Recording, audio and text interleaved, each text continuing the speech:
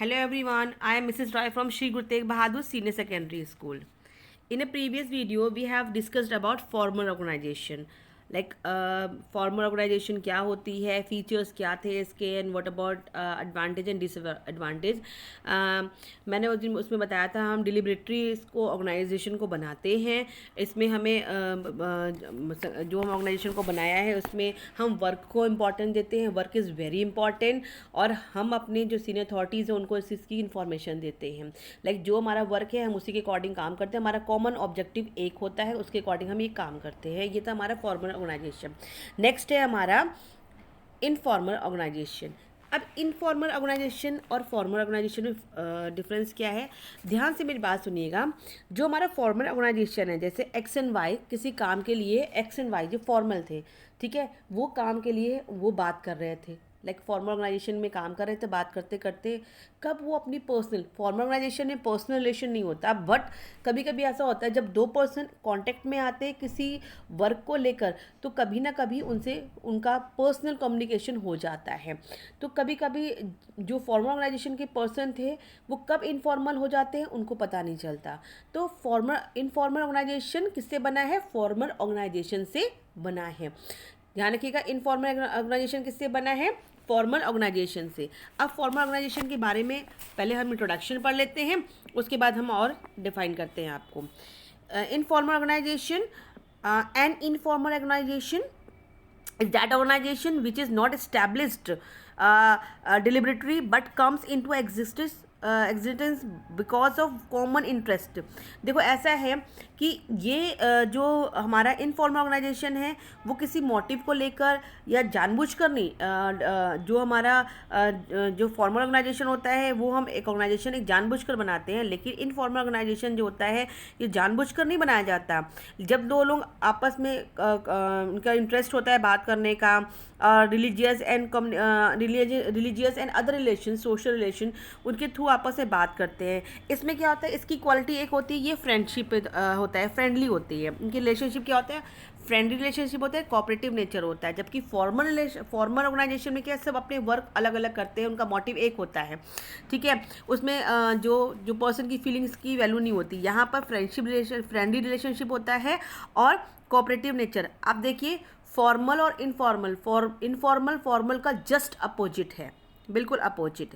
In this organization an individual does not help another individual in his activities simply because he is responsible for it, because it is a personal linking.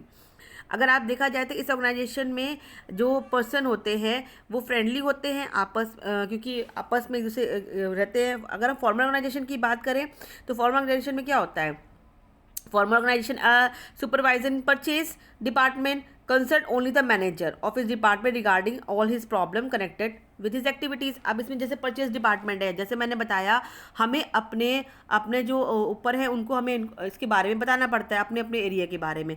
तो अगर हमें बात करनी है, सिर्फ हम किससे बात करते हैं, परचेज डिपार्टमेंट से बात करते हैं, तो वो क्या करेगा, मैनेजर से डिपार्टमेंट के रिगार्डिंग या प्रॉब्लम के रिगार्डिंग बात करता है. लेकिन अगर इनफॉर्मल ऑर्गेनाइजेशन की बात करें तो इसमें कहीं को भी कोई भी किसी से बात कर सकता है. Any manager of any department और सुपरवाइजर कैन टॉक, वो किसी तरीके से बात कर सकते हैं और कंसल्ट कर सकते हैं, ठीक है. जैसे एग्जांपल लेते हैं, हम अपने स्कूल की बात करते हैं. जैसे आप स्कूल में पढ़ते हैं और आप सभी जब से स्कूल जैसे ही आप इंटर करते हैं स्कूल में, आपका फर्स्ट पीरियड हुआ, तो जब फर्स्ट पीरियड में आपके मैम जो पढ़ा रहे हैं, मान लीजिए बीएसटी का ही पीरियड था, आप पढ़ रहे थे, तो eight that time all of you एक ही वर्क कर रहे हो, बीएसटी को आप पढ़ रहे हो, राइट. तो ये है फॉर्मल ऑर्गेनाइजेशन, जहाँ पर सभी का मोटिव एक है. क्या मोटिव है कि उस समय जो मैम लेक्चर दे रहे हैं उसको पढ़ना और समझना, that is a main motive. At that time you are a formal organization. लेकिन जैसे ही आप घर जाते हो, ठीक है, आप घर गए, आपने ड्रेस अलग पहनी, उसके बाद जो स्कूल में आपके जो फ्रेंड्स थे वही आपके घर के फ्रेंड हैं, तो वहाँ पर आप इनफॉर्मल हो जाते हो, ठीक है. तो फॉर्मल और इनफॉर्मल में ये होता है कि फॉर्मल ऑर्गेनाइजेशन में जो पर्सन है वो आपस में कनेक्टेड होने चाहिए, तभी वो इनफॉर्मल हो पाएंगे, ठीक है. तो ये फॉर्मल इनफॉर्मल ऑर्गेनाइजेशन है. अब हम इनकी डेफिनेशंस पढ़ लेते हैं. डेफिनेशंस जो है हमारे अलग अलग डेफिनेशन दी है. जैसे हमारे चेस्टर बर्नार्ड ने दी है, क्या डेफिनेशन दी है, An informal organization is an aggregate of interpersonal relationship with any purpose but which may contribute to joint result.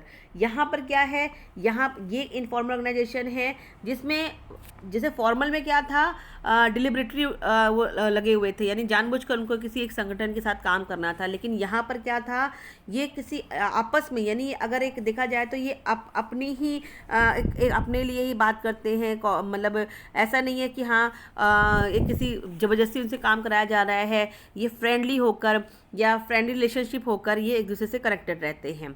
Informal organization is a network of interpersonal relationship that arise when people associate with one another.